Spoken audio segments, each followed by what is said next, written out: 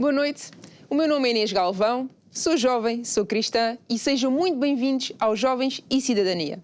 O grande objetivo deste programa é chamar a atenção de todos os jovens e cidadãos portugueses para o seu papel importante na construção da nossa sociedade, conhecendo os nossos direitos e deveres. Mas para tal, eu não estou sozinha e nesta noite estou acompanhada de dois comentadores, passo então a apresentá-los. São eles Hugo Africano, licenciado em Gestão, e Leonel Inácio, engenheiro de Recursos Naturais e Ambiente.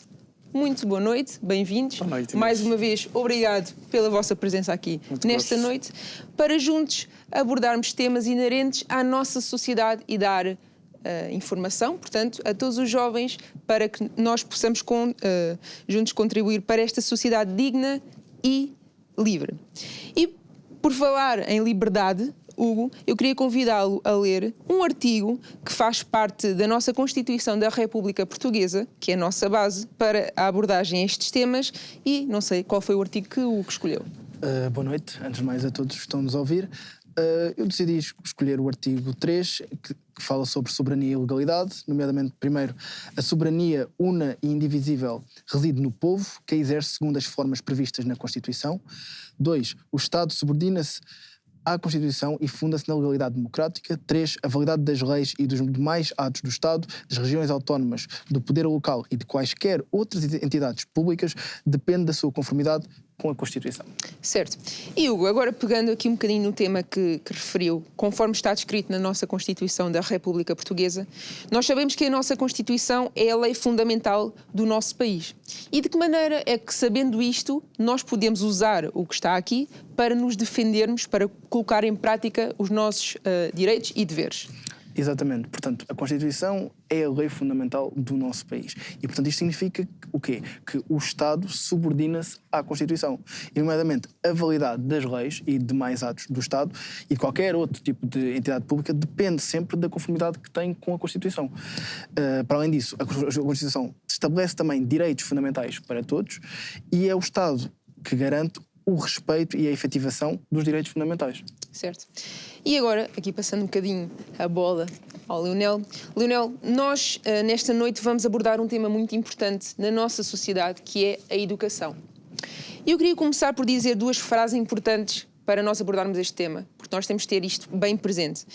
Nós falamos na educação, e agora especificamente para crianças, para menores de idade, e a grande parte dos menores de idade, por estarem em idades que ainda não têm essa noção, não têm essas bases para saber discernir o certo do errado, nós temos que ter a noção de que os filhos não são do Estado, certo?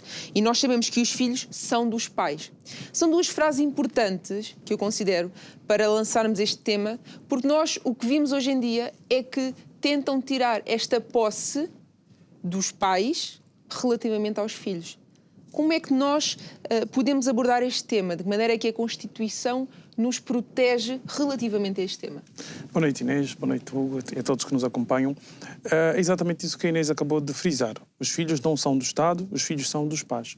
Consiste em compreendermos de forma atenta que nós, como pais, ou como futuros pais, né, este programa é de jovens para jovens, então, os jovens são os futuros pais. Então, há necessidade de compreendermos que nós devemos participar ativamente na educação das crianças. E devemos compreender que este papel é essencialmente nosso. Não, o Estado faz o seu papel, mas nós temos que participar ativamente e garantir que os nossos filhos recebem a melhor educação possível. Certo. E nós sabemos, conforme o Leonel disse, que os pais é que têm o direito de decidir. Portanto, eles têm o direito de decidir o que querem passar para os seus filhos, relativamente à sua própria educação. Certo. Nós sabemos também que hoje em dia existe um tema que nos quer levar aqui para uma luta que não deveria existir. Uma luta desnecessária, passa a expressão. Porque nós, por um lado, vemos esta defesa de uma liberdade, de um direito de igualdade para todos, mas, por outro lado, parece que nós não somos respeitados relativamente à nossa opinião, enquanto cristãos, no caso, e de que maneira é que, então, a Constituição nos defende sobre isto? Nós sabemos que existe, de facto, igualdade e respeito, mas, por outro lado, parece que não respeitam o que nós defendemos enquanto cristãos. Muito bem, Inês.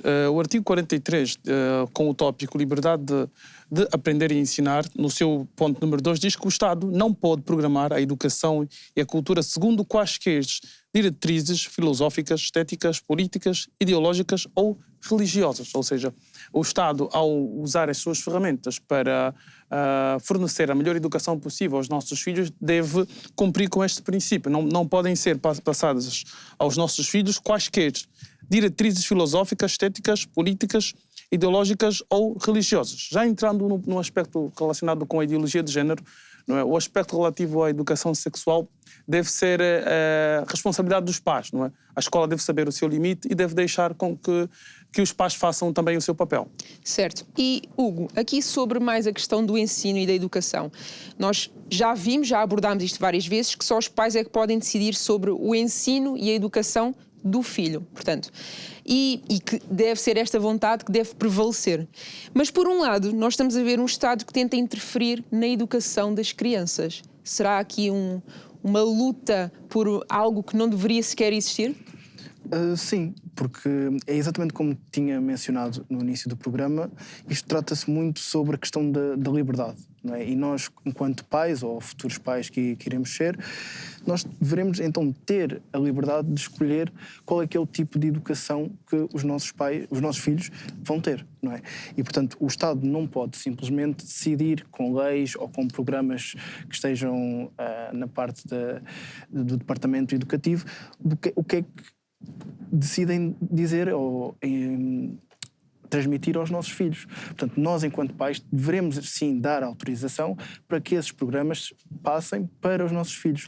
E como foi dito pelo Nelly muito bem, o Estado, e está no artigo 43, que é o Estado não pode transmitir qualquer diretrizes filosóficas, estéticas, políticas, ideológicas ou religiosas. Ou seja, quando passa essa linha, nós, pais, é que devemos ser chamados para dar autorização para que esse tipo de conteúdo seja passado para os nossos filhos.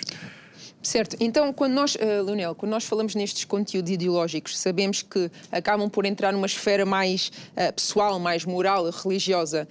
Mas, por outro lado, nós vemos um ensino a caminhar neste sentido, de querer obrigar, passa a expressão, as crianças a fazerem algo, tirando completamente de parte o papel importante dentro de uma família, que são os pais. Certo. Portanto, os pais estão a educar os seus filhos.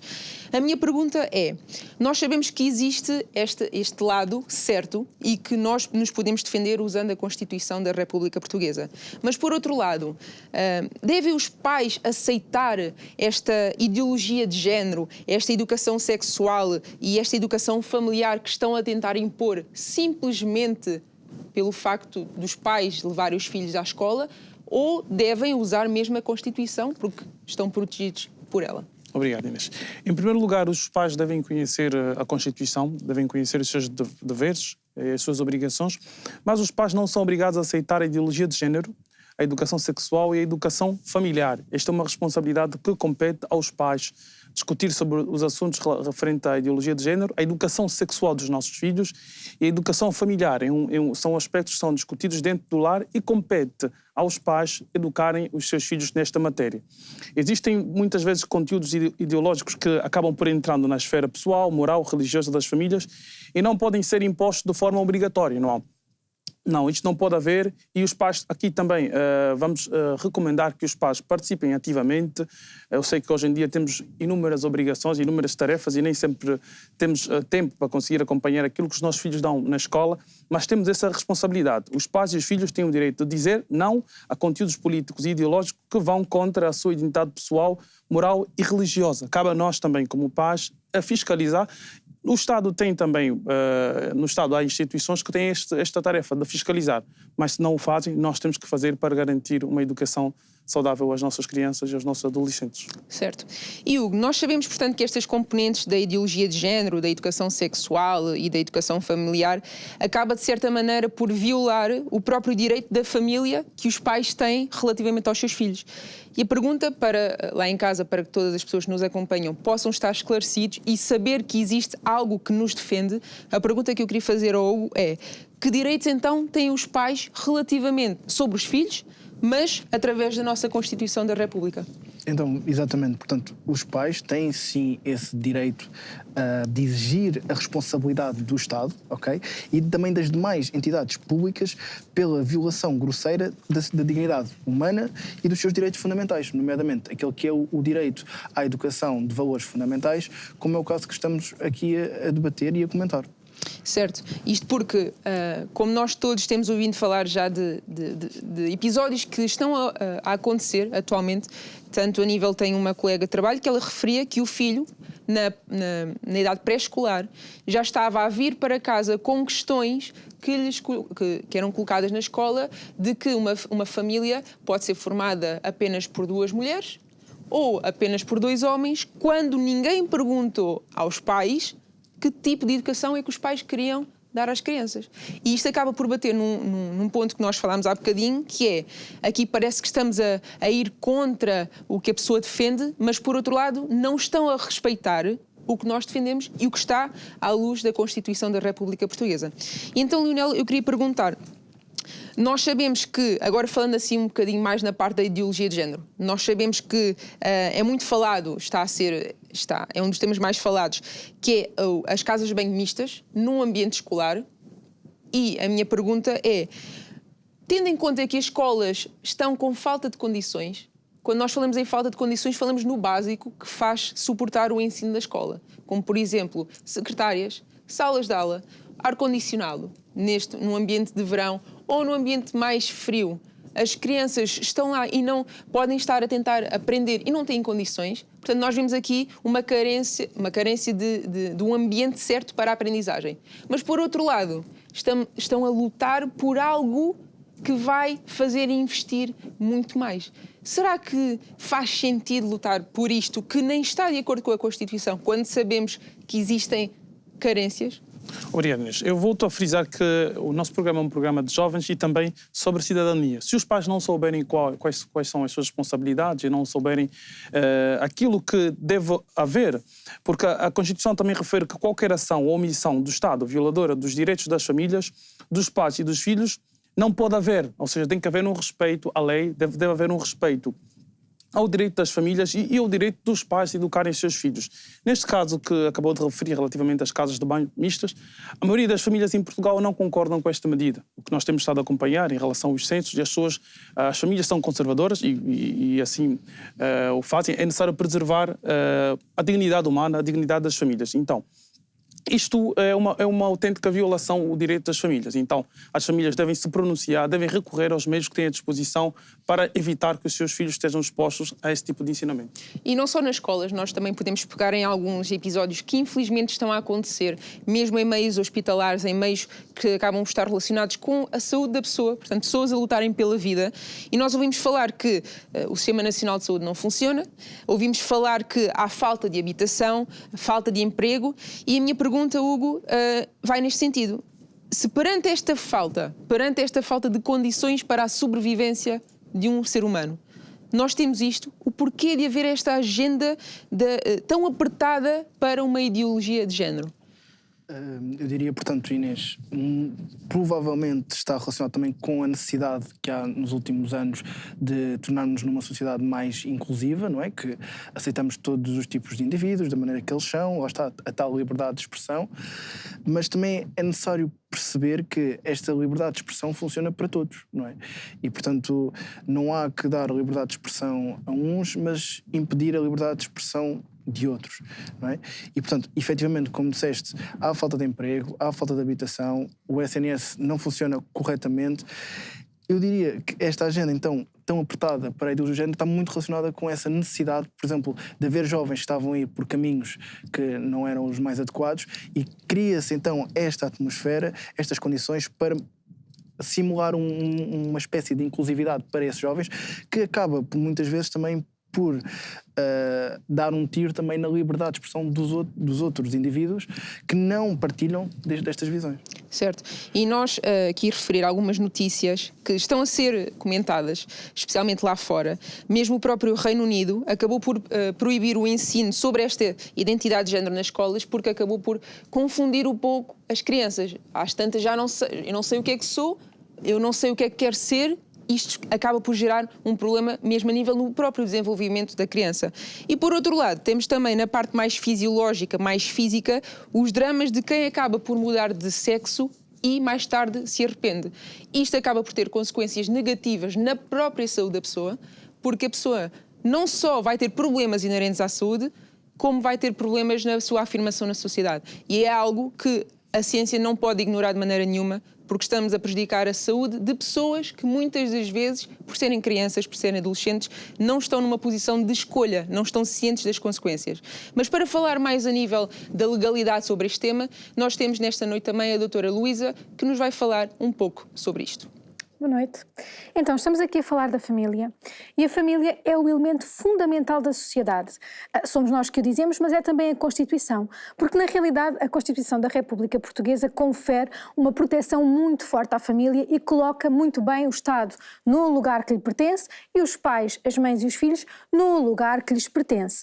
Quero começar por referir o artigo 36 da Constituição da República, que no seu número 1 diz que todos têm o direito de constituir uma família, sendo que no número 5 vai mais longe e diz que os pais têm o direito e o dever de educação e manutenção dos filhos. Portanto, logo aqui, sem avançarmos para mais artigos, verificamos que os filhos não são do Estado. Os filhos são dos pais. Só os pais podem decidir sobre a vida, sobre a vivência, sobre a esfera pessoal, sobre a identidade, sobre a esfera moral, sobre a consciência dos seus filhos.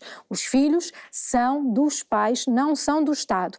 Mais longe, o artigo 67 diz-nos que a família, como elemento fundamental da sociedade, tem direito à proteção da sociedade e do Estado e à efetivação de todas as condições que permitam a realização pessoal dos seus membros, sendo que no número 2 diz-nos que incumbe designadamente ao Estado para a proteção da família, portanto, o Estado tem esta obrigação, que é promover a independência social e económica dos agregados familiares, promover a criação e garantir o acesso à rede nacional de creches, cooperar com os pais na educação dos filhos, ou seja, o que o Estado tem que fazer é condições para que as famílias possam viver e viver bem, viver com qualidade de vida. O Estado não pode, no entanto, interferir em esferas pessoais que só dizem respeito aos pais. A Constituição é clara e quanto aos conteúdos ideológicos ainda mais, porque os conteúdos ideológicos vão interferir diretamente nestas esferas que são proibidas. Por exemplo, ao nível da educação, e como já aqui se falou, o artigo 43 diz que é garantida a liberdade de aprender e ensinar. Mas o Estado não pode programar a educação e a cultura segundo quaisquer diretrizes filosóficas, estéticas, políticas, ideológicas ou religiosas. Ou seja, o Estado tem que proteger as famílias, o Estado tem que proteger os pais, tem que proteger os filhos na sua ação insubstituível, porque ele é muito claro, e se nós formos aqui ao artigo 68, diz que fala de paternidade e maternidade e diz que os pais e as mães têm direito à proteção da sociedade e do Estado na realização da sua insubstituível ação em relação aos filhos. Portanto, o Estado tem que dar condições, o Estado não tem que interferir, o Estado não tem que fazer dos filhos seus. E ao nível da educação, estes conteúdos programáticos que nós estamos a verificar, ideológicos e de sexualização, são conteúdos que vão claramente contra este artigo 43. E eu gostaria de salientar que todos estes artigos são direitos fundamentais. E se nós olharmos para o artigo 18 da Constituição, todos os preceitos constitucionais que dizem respeito a direitos, liberdades e garantias, eles são diretamente aplicáveis, vinculam entidades públicas e entidades privadas. O que significa que qualquer legislação, qualquer instrução do Ministério da Educação, da área regional, da área local, de escolas e por aí vai, que esteja contra este artigo 43, que diz respeito a ideologias e que diz respeito a esta questão da sexualização, é inconstitucional e não pode ser imposto. Os pais têm que ter uma palavra sobre isto e têm que decidir se querem ou se não querem. E se não quiserem, têm que ser respeitados. E importa aqui focar que em determinadas idades mais baixas, obviamente que têm que ser os pais a decidir isto. Mas em idades mais elevadas, há já jovens, há já crianças que têm uma posição sobre isto e esta posição tem que ser respeitada. Respeitada pelos professores, respeitada pelos colegas, respeitada pela escola. Porque como aqui muito bem se falou, existe o princípio da igualdade. todos os cidadãos têm a mesma dignidade social e são iguais perante a lei. Portanto, conforme todas as pessoas têm que respeitar conteúdos ideológicos e de sexualização, também quem não os aceita e quem vive de acordo com outros princípios morais, tem uma outra consciência, tem uma outra religião, também tem que ser respeitado por aquilo que defende. Dizer também que a consciência dos pais, a consciência dos filhos, de acordo com o artigo 41, é inviolável, é uma liberdade inviolável, e para quem é crente, para quem tem uma religião, para quem segue uma igreja, há aqui ainda uma outra proteção, que é este artigo 41, que nos fala da liberdade de religião e de culto, que é inviolável. E a Lei da Liberdade Religiosa diz no artigo 12 que a liberdade de consciência compreende o direito de objetar ao cumprimento de leis que contrariem os ditames impreteríveis da própria consciência, sendo que consideram-se impreteríveis aqueles ditames de consciência cuja violação implica uma ofensa grave à integridade moral e que torne inexigível outro comportamento. Com isto, o que eu quero dizer é que é uma tarefa fundamental do Estado, está no artigo 9º, garantir direitos, liberdades fundamentais dos pais e dos filhos, proteger as famílias, criar condições para que as famílias sejam felizes, para que as famílias tenham uma habitação, tenham saúde, tenham alimentação, tenham as suas necessidades supridas. Não é o papel do Estado retirar os filhos dos pais e impor-lhes conteúdos ideológicos, conteúdos políticos que só aos pais e aos filhos compete. Certo, muito obrigada, doutora. Portanto, a frase-chave é: esta agenda não pode ser de maneira nenhuma uma imposição. Nós não estamos a lutar contra ninguém, nós pedimos para ser respeitados e respeitarmos a educação que os pais querem dar aos filhos. E é isso que a nossa própria Constituição defende. E, Leonel, aqui para terminar, por falar em pais, será que os pais atualmente se preocupam cada vez mais com esta situação e estão atentos, ou é apenas passa a expressão, deixa andar, a mim não me afeta? Obrigado, Inês.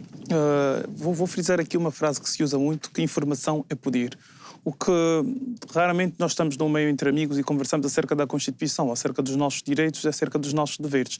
Então, o primeiro passo que os pais devem fazer é adquirir uma Constituição e se informarem, estudarem um pouco mais acerca dos seus direitos e dos seus deveres. Assim vão conseguir proteger a sua família. Caso o Estado não esteja a cumprir o seu papel, as famílias têm como se proteger, têm como se manifestar e pedir que o seu direito seja respeitado e proteger a educação das nossas crianças. Então, atualmente, posso lhe dar a indicação de que, infelizmente, a maioria dos pais não tem este conhecimento. A maioria dos pais não conversam sobre esses aspectos e não conseguem efetivamente proteger os seus filhos dessas violações que por vezes têm havido. E pegando aqui um bocadinho no que o Leonel disse, Hugo, será que então estas medidas que estão a ser tomadas pelo Governo estão a ser transmitidas de uma maneira clara e precisa aos pais, ou acabam por passar ali no meio sem ninguém se aperceber? Pegando um bocadinho no que o Leonel estava a dizer, é verdade então que realmente parece não haver clareza, parece que não é transmitido com clareza, e isto deve-se também muitas vezes a duas situações em específico. É uma, nós temos, por exemplo, o Diário da República, que apesar de publicar as leis que passam no Parlamento, não o faz de forma a divulgar para os cidadãos não sabem que isso existe, e por outro lado também os organismos de comunicação social parecem não se preocuparem com este tipo de assuntos quando passam estas leis que efetivamente violam os direitos dos pais. Eles não se preocupam com isso, especialmente numa altura em que cada vez mais fala da importância de organismos de comunicação social, do quão vital eles são para a democracia. Parece que quando os nossos direitos ou os direitos dos cidadãos são violados, eles não se preocupam com tal matéria.